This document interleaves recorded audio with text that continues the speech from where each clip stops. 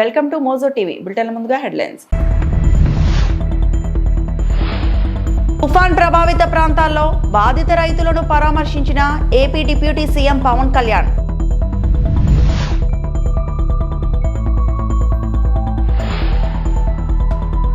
కృష్ణానదికి పెరుగుతున్న వరద ప్రవాహం, అధికారులు అప్రమత్తంగా ఉండాలని మంత్రి నిమ్మల రామానాయుడు ఆదేశాలు.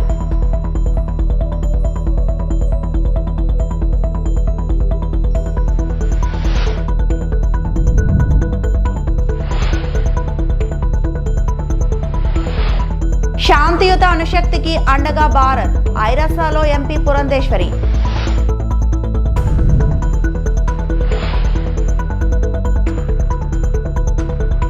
కృష్ణా జిల్లాలో కోడూరులో తుఫాన్ ప్రభావిత ప్రాంతాల్లో నేల కొరిగిన వరి పంట పొలాలను AP deputy CM Pawan Kalyan పరిశీలించారు. స్థానిక రైతులతో కలిసి దెబ్బతిన్న వరి పొలాలను పరిశీలించారు. ఈ సందర్భంగా తుఫాన్ కారణంగా నష్టపోయిన రైతులను ఆయన పరామర్శించారు. ఈ నేపథ్యంలో పంట నష్టంపై వివరాలను అడిగి తెలుసుకున్నారు. తుఫాన్తో నష్టపోయిన ప్రతి ఒక్క రైతును ఆదుకుంటామని పవన్ కళ్యాణ్ భరోసా కల్పించారు.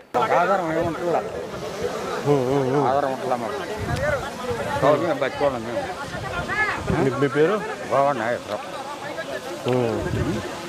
మీరెంత కాల్ చేస్తారు? 5 ఎకరాలు ఉన్నారా? 5.5 మీ పక్కన మీరు పక్క రైతులే మాకేం ఇవ్వరు. కింద వచ్చినప్పుడు ఏదన్నా జరిగినప్పుడు ఏమన్నా కావాలంటే ఎవరు మాకు ఆధార్ కార్డు నేను మాట్లాడతాను. సరే గౌరవ నాకు అవగాహన ఉంది, మాట్లాడతాను. తప్పనిసరిగా అయ్యా నువ్వు బాగా ఉండాలి, మాకు మేలు జరగాలి. జాగ్రత్త. మీ పేరు ఏమన్నారు? గోవా నాగేశ్వరం. మీ పేరు? రమేష్. అయ్యా ఓకే.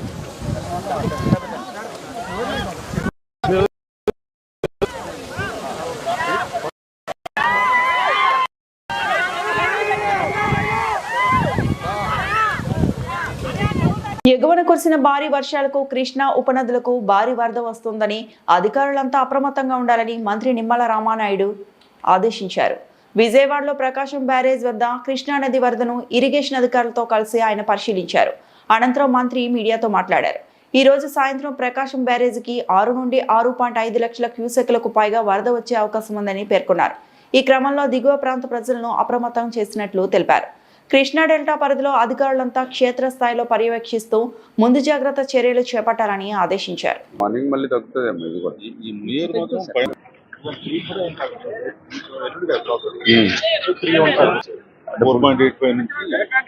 ఇంకా 4.8 వస్తుంది. 4.8 ఎలా వస్తుంది? తప్పలేదు రాంబాబు గారు. ఇప్పుడు మనం ఈ రిపేర్స్ కి మనం పెయింటింగ్స్ అది పెట్టాం కదా. ఏదైతే ముంతా తుఫాన్ తీరం దాటిన తర్వాత దాని ప్రభావంతో ఎగువ రాష్ట్రాల్లో అటు తెలంగాణ కానీ లేదంటే అటు అరేబియా సీలో పట్టినటువంటి ఆ సైక్లోన్తో మహారాష్ట్రలో కానీ ఇట్లా ఎగువ ప్రాంతాల్లో ఎడతెరిపి లేకుండా కురుస్తున్నటువంటి వర్షాలతోటి ఇటు కృష్ణా నది అదేవిధంగా అటు గోదావరి ఉపనదులకు కూడా వరదలు వస్తున్నటువంటి పరిస్థితిని కూడా ఎప్పటికప్పుడు ఇరిగేషన్ శాఖ కూడా సమీక్ష చేసుకుంటూ ఉన్నటువంటి పరిస్థితి. అందులో భాగంగానే ఏదైతే కృష్ణా నదికి సంబంధించి ఏదైతే అటు నాగార్జున సాగర్ నుంచి 2 లక్షల క్యూసెక్లు దాన్ని ఇప్పుడు 1 లక్ష క్యూసెక్లకి తగ్గి క్రిందికి వస్తున్నటువంటి పరిస్థితి. అదేవిధంగా ఏదైతే పులిచింతల నుంచి కూడా ఉదయం 4,85,000 క్యూసెక్లని ఇప్పుడు దాన్ని కూడా కొంత తగ్గించి అంటే ఏదైతే పులిచింతలకి ప్రకాశం బ్యారేజీకి మధ్యలో ఏదైతే పెద్ద ఎత్తున తెలంగాణలో కురుస్తున్నటువంటి వర్షాలకు మున్నేరు ఉప్పొంగి దగ్గర 2,50,000 క్యూసెక్ల వరకు కూడా మున్నేరు నుంచి అదేవిధంగా పాలేరు నుంచి కూడా ఒక 30,000-40,000 క్యూసెక్లు అంటే ఈ రకంగా మధ్యాహ్నానికల్లా మన ప్రకాశం బ్యారేజీకి సంబంధించి మొదటి ప్రమాద హెచ్చరిక ఇచ్చేటువంటి అవకాశాలు ఉన్నాయి. సాయంత్రానికల్లా ఒక 6 లక్షల క్యూసెక్ల వరకు కూడా అవుట్ఫ్లో విడుదల చేసేటువంటి అవకాశం ప్రకాశం బ్యారేజ్ దగ్గర ఉంది. తర్వాత క్రమేపీ కొంత రేపటికి ఈ యొక్క వరద తగ్గుముఖం పట్టేటువంటి పరిస్థితి ఉంది కాబట్టి ఎవరు కూడా ఆందోళన చెందవలసిన అవసరం లేదని చెప్పి మీ ద్వారా తెలియజేసుకుంటూ, కాకపోతే ఏదైతే క్రింద లోతట్టు ప్రాంతాలు ఏవైతే ఉంటాయో వారందరూ కూడా తగు జాగ్రత్తలు తీసుకోవాలని సంబంధితమైనటువంటి రెవెన్యూ కలెక్టర్లకు కూడా ఆదేశాలు కూడా ఇచ్చి ఎక్కడికక్కడ కరగట్లు కానీ ఇవి కానీ పరిరక్షణ కానీ ఆ చర్యలన్నీ కూడా తీసుకురావడం జరిగింది. శాంతియుత అణుశక్తికి భారతదేశం అండగా నిలుస్తుందని రాజమహేంద్రవరం ఎంపీ పురంధేశ్వరి అన్నారు. ఐక్యరాజ్యసమితి సర్వసభ్య సమావేశంలో అంతర్జాతీయ అణుశక్తి సంస్థ నివేదికపై దేశం తరపున ఆమె మాట్లాడారు. అటు విజ్ఞానం, సాంకేతికను శాంతియుతంగా, సురక్షితంగా వినియోగించుకోవడంలో IAEA పోషిస్తున్న కీలక పాత్రకు భారత్ తరపున మద్దతు ప్రకటిస్తున్నట్లు పేర్కొన్నారు. అణుశక్తి వల్ల బహుముఖ ప్రయోజనాలున్నాయని చెప్పారు. స్థిరమైన అభివృద్ధి, ప్రజారోగ్యం, వ్యవసాయం, నీటి నిర్వహణ వంటి రంగాల్లో ఇది కీలక పాత్ర పోషిస్తుందని చెప్పారు. అణు విద్యుత్ పరిశోధనలో భారతదేశం సాధించిన పురోగతి అసాధారణమైంది కాదని వివరించారు. భాగస్వామ్య దేశాలతో అణు నైపుణ్యాన్ని పంచుకోవడం ద్వారా IAEAకి Bharat సహకరిస్తుందన్నారు. Recovering from the COVID pandemic while ensuring the implementation of the 2030 agenda and in the achievement of climate goals in the context of the 2015 Paris Agreement. IAEA's activities in the field of technical cooperation and nuclear applications contribute in an important way to meeting energy needs, improving human and animal health, developing agriculture, managing the use of water resources, optimizing industrial processes, thus helping to improve the quality of life and well-being of people across the world. India welcomes the agency's flagship initiatives cutting across different areas of nuclear science and technology, such as Rays of Hope for cancer control, Zodiac for strengthening capacities to respond to zoonotic disease outbreaks, and New Tech Plastics for addressing plastic marine pollution. We also support and appreciate the support extended by IAEA to member states in response to natural disasters, outbreaks, as well as emergency situations. Mr. President, India has made significant achievements in the area of nuclear power and research applications. Montha తుఫాన్ నేపథ్యంలో YSRCP party నేతలతో మాజీ CM YSRCP అధినేత YS Jagan video conference ముగిసింది. YSRCP regional కోఆర్డినేటర్లు, party జిల్లా అధ్యక్షులతో YS Jagan video conference నిర్వహించారు. ఈ సందర్భంగా తుఫాను తర్వాత జిల్లాలో నెలకొన్న పరిస్థితులు, పంట నష్టం వంటి వివరాలను పార్టీ కేడర్ను అడిగి తెలుసుకోనున్నారు. బాధితులకు ప్రభుత్వం నుంచి తగిన సహాయం అందేలా ఒత్తిడి తీసుకురావడంపై నాయకులకు దిశానిర్దేశం చేశారు. తుఫాన్ ప్రభావిత ప్రాంతాల్లో బాధితులకు అండగా నిలవాలన్న వైఎస్ జగన్ పిలుపు మేరకు పార్టీ నాయకులు, శ్రేణులు క్షేత్రస్థాయిలో చురుగ్గా పనిచేశారు. శ్రీకాకుళం నుంచి తిరుపతి వరకు జిల్లా అధ్యక్షులు, నియోజకవర్గ సమన్వయకర్తలు, పార్టీ కార్యకర్తలు తుఫాను బాధితులకు బాసటగా నిలిచారు. ప్రజలను పునరావాస శిబిరాలకు తరలించడంలో, వారికి ఆహారం అందించడంలో సేవలందించారు. తుఫాను వల్ల దెబ్బతిన్న ప్రాంతాల్లో క్షేత్రస్థాయిలో పర్యటించి నష్టపోయిన బాధితులకు భరోసా ఇవ్వడంతో పాటు వివరాలు సేకరించారు. వాటిని వీడియో కాన్ఫరెన్స్ లో వైఎస్ జగన్ కు వివరించారు. పార్టీ పరంగా చేయాల్సిన కార్యక్రమాలపై నేతలను వైఎస్ జగన్ దిశానిర్దేశం చేశారు. రైతుల మీద మాత్రం దీని ప్రభావం చాలా సివియర్గాను, సీరియస్గాను దీని ప్రభావం చోటు చేసుకుంది. ఎందుకంటే పంట బాగా పొట్టకొచ్చిన సమయంలో జరిగిన కురిసిన ఈ వర్షాల వల్ల పంట నేల ఒరిగింది. ఆ నేల ఒరిగిన ఆ పంటను నీళ్ళల్లో తడవడం వల్ల మళ్ళీ అది పైకి లేయడం అన్నది కూడా కష్టమైన పరిస్థితుల మధ్య, తాళ్ళు ఎక్కువ వచ్చే పరిస్థితుల మధ్య దిగుబడి తీవ్రంగా తగ్గే పరిస్థితి వల్ల రైతు తీవ్రంగా నష్టపోయిన పరిస్థితులు ఎక్కువగా కనిపిస్తూ ఉన్నాయి. శ్రీకాకుళం నుంచి మొదలెడితే దాదాపుగా నెల్లూరు దాకా కూడా, ఇంకా నెల్లూరు నుంచి కూడా కాస్త ముందుకు కూడా ఈ ప్రభావం కనిపిస్తూ ఉంది. కర్నూలు, కడప, అన్నమయ్య జిల్లాలు, చిత్తూరు జిల్లా, ఉమ్మడి చిత్తూరు జిల్లాలో కూడా, కర్నూలు, నెల్లూరు ప్రాంతంలో కూడా ఈ ప్రభావం కూడా కనిపించింది. దాదాపుగా 25 జిల్లాల పరిధిలో, 396 మండలాల పరిధిలో, 3320 గ్రామాల పరిధిలో దీని ప్రభావం కనిపించింది. ఇలాంటి పరిస్థితుల్లో రైతులకు మనం తోడుగా నిలబడాల్సిన అవసరం చాలా ఉంది. దాదాపుగా ఉజ్జాయింపుగా లెక్కల ప్రకారము మనకున్న సమాచారం ప్రకారం దాదాపుగా 15 లక్షల ఎకరాల మీద దీని ప్రభావం పడుతూ ఉంది. దాదాపుగా ఇందులో 11 లక్షల ఎకరాలు వరి మీదనే ప్రభావం పడుతూ ఉంది. 39 లక్షల ఎకరాలలో మామూలుగా వరి సాగయ్యే పరిస్థితి ఉంటే అందులో దాదాపుగా 11 లక్షల ఎకరాలలో దీని ప్రభావం పడుతూ ఉన్న పరిస్థితులు కనపడతా ఉంది. దాదాపుగా 1,15,000 ఎకరాలకు సంబంధించి పత్తి, దాదాపుగా మరో 1,15,000 ఎకరాలకు సంబంధించి వేరుశనగ, మరో 2 లక్షల ఎకరాలకు సంబంధించిన మొక్కజొన్న, మరో దాదాపుగా 2 లక్షల ఎకరాలకు సంబంధించిన హార్టికల్చర్ పంటల మీద తీవ్రమైన ప్రభావం, దాదాపుగా 15 లక్షల ఎకరాల మొత్తం మీద తీవ్రమైన ప్రభావం కనిపిస్తూ ఉంది. మొందా తుఫాన్ను ఏపీ ప్రభుత్వం సమర్థంగా ఎదుర్కొందని భాజపా రాష్ట్ర అధ్యక్షుడు పివిఎన్ మాధవ్ అన్నారు. తుఫాను పరిస్థితులపై ప్రధాని స్వయంగా ఆరా తీశారని చెప్పారు. అనంతరం మీడియాతో ఆయన మాట్లాడారు. తుఫానుతో రాష్ట్రంలో అపార పంట నష్టం జరిగిందన్నారు. నష్టం అంచనాకు బృందాలు క్షేత్రస్థాయిలోకి వెళ్తాయని చెప్పారు. తుఫానుతో నష్టపోయిన వారి జాబితాను ప్రభుత్వానికి అందజేస్తామని తెలిపారు. తుఫాన్ ఏదైతే ఉందో అది తీరం దాటి దాని కారణంగా పెద్ద ఎత్తున నష్టం జరుగుతుందని, అలాగే దానిపైన ఏదైతే వాతావరణ శాఖ ఇచ్చిన రిపోర్ట్స్ కారణంగా రాష్ట్ర ప్రభుత్వం పూర్తి స్థాయి అప్రమత్తంగా ఉండి మొత్తం వ్యవస్థలంతా కూడా సమీకరించి అన్ని చోట్ల కూడా అధికార యంత్రాంగం అందరినీ కూడా ఎక్కడైతే ప్రభావిత ప్రాంతాలు ఉంటాయో వాళ్ళందరినీ కూడా అనేక మండలాలకు సురక్షిత ప్రాంతాలకు తరలించి పెద్ద ఎత్తున కేంద్ర రాష్ట్ర బలగాలు దించడం జరిగింది. ఎన్డీఆర్ఎఫ్ అలాగే ఎస్డీఆర్ఎఫ్ బృందాలు కూడా పెద్ద ఎత్తున రావడం జరిగింది.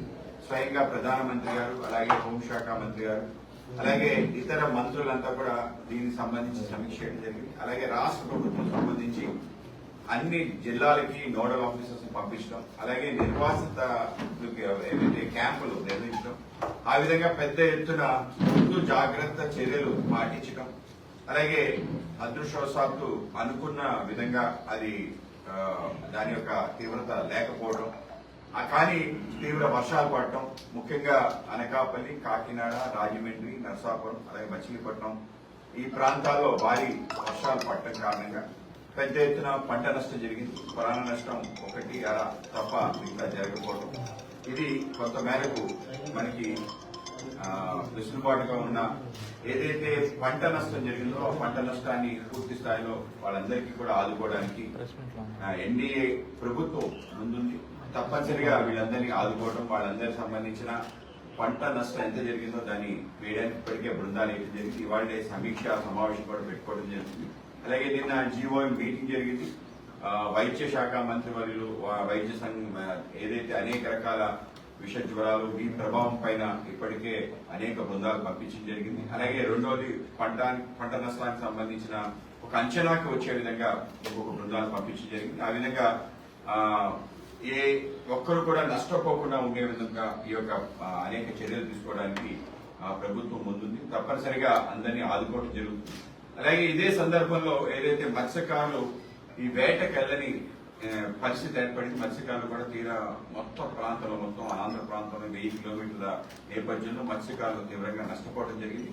గౌరవ ముఖ్యమంత్రి చంద్రబాబు నాయుడు గారు వాళ్ళ యొక్క నష్ట నివారణ చర్యలుగా వాళ్ళకి ఒక వృత్తి ఇవ్వడం 3,500 రూపాయలు ఇవ్వాలని చెప్పి నిర్ణయం తీసుకోవడం జరిగిందో దీన్ని నేను స్వాగతిస్తున్నాను. ఇది చాలా వెంటనే నిర్ణయం తీసుకోవడం జరిగింది. ఏలూరు జిల్లా ఉంగుటూరు నియోజకవర్గం మొందా తుఫాన్ ప్రభావంతో దెబ్బతిన్న వరి పంట పొలాలను పరిశీలించిన ఉంగుటూరు ఎమ్మెల్యే ధర్మరాజు నష్టపోయిన రైతులను కూటమి ప్రభుత్వం ఆదుకుంటుందన్న ఎమ్మెల్యే పచ్చమట్ల ధర్మరాజు. మొందా తుఫాన్ ప్రభావంతో ఉంగుటూరు మండలంలో నాచుగుంట గ్రామం నేషనల్ హైవేకు ఆనుకొని ఉన్న బ్రిడ్జి నుండి కాగుపాడు గ్రామం వరకు ఉన్న ప్రాంతాల్లో దెబ్బతిన్న పంట పొలాలను బుధవారం సాయంత్రం ఉంగుటూరు ఎమ్మెల్యే ధర్మరాజు పరిశీలించారు. వరి పంట పొలాల్లో ఎంత మేర నష్టం జరిగిందన్న వివరాలను అధికారులను అడిగి తెలుసుకున్నారు. ఈ క్రమంలో రైతులతో మాట్లాడి వారికి అండగా ఉంటామని భరోసానిచ్చారు.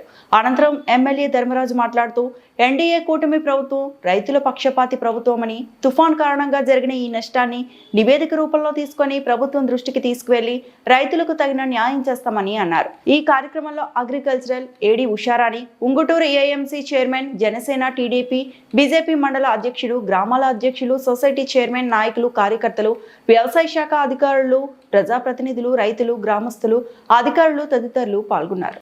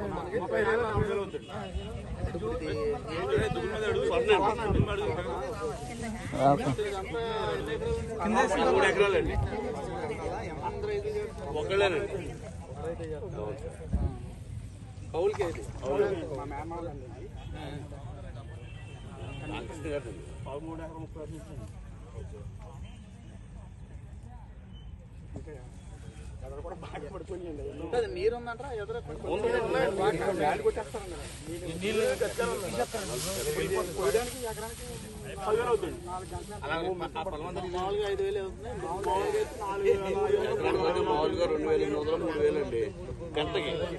ఇది 3 గంటలు పట్టినా 4 గంటలు పట్టినా 12,000 10,000 అవుతుంది.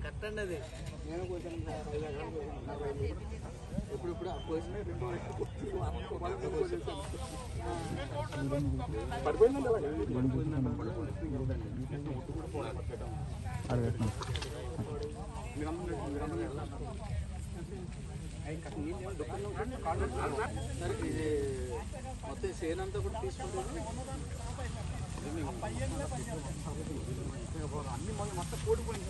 ఏలూరు జిల్లా పోలవరం ప్రాజెక్టుకు మొంతా తుఫాను ప్రభావం వల్ల ఎగువ ప్రాంతాల్లో కురుస్తున్న భారీ వర్షాలకు స్వల్పంగా పెరిగిన వరద ప్రభావం గురువారం ఉదయం ఎగువ స్పిల్వే దగ్గర 27.730 మీటర్లు వరద నమోదు కాగా దిగువ స్పిల్వే దగ్గర 17.846 మీటర్లు నమోదైంది. అలాగే ఎగువ కాపర్ డ్యాం మరియు దిగువ కాపర్ డ్యాం 27.780 మీటర్లు 16.880 మీటర్లు వరద నమోదయ్యి నది 48 రేడియల్ గేట్ల ద్వారా 165,374 క్యూసెక్ల వరద నీరును ఎప్పటికప్పుడు దిగువకు వదులుతున్న ఇరిగేషన్ సిబ్బంది.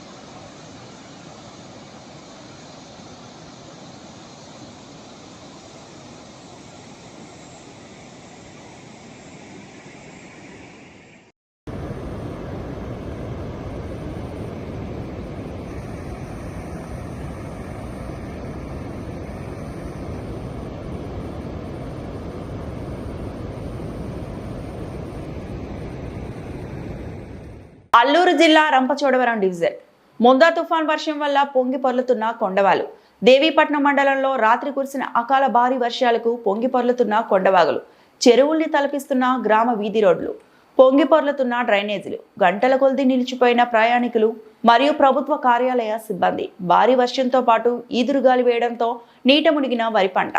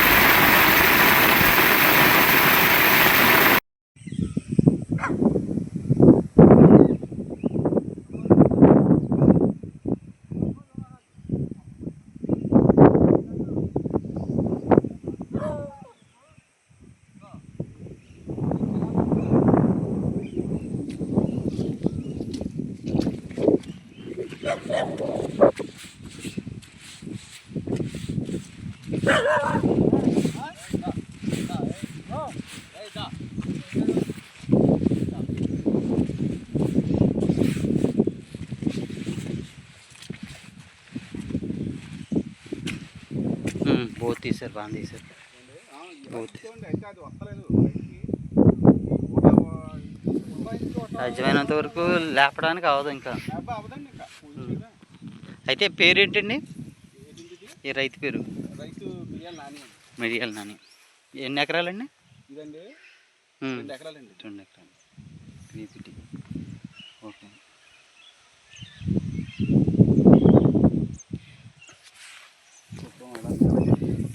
పట్టుకోండి ఒకసారి. అంతా వాటర్లో ఇదైపోయింది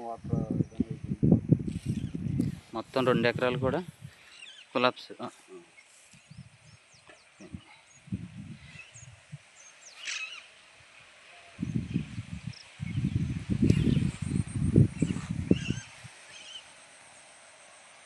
ఈ వార్తలు ఇంతటితో సమాప్తం.